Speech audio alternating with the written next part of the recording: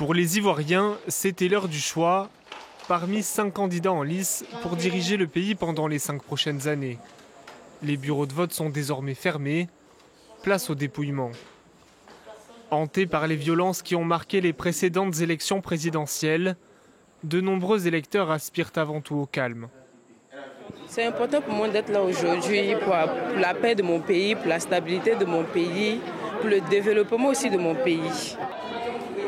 L'un des grands enjeux de cette élection, la participation, surtout celle de la jeunesse.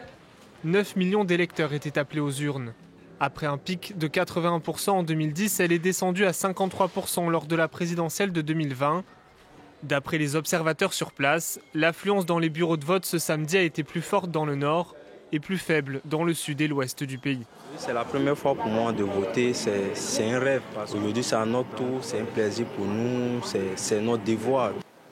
Un peu plus d'1 millier d'observateurs issus de la société civile ivoirienne, mais aussi d'organisations régionales, ont été déployés sur l'ensemble du territoire pour veiller au bon déroulement du scrutin. Quelques incidents localisés ont été rapportés dans l'ouest et le sud du pays. À Lopou, des affrontements ont eu lieu entre des manifestants et des gendarmes en marge du scrutin. Mais dans l'ensemble, la situation était maîtrisée selon les observateurs. Globalement, l'atmosphère est calme. Les incidents isolés que nous avons, c'est par exemple le saccage d'urnes dans certaines zones, notamment.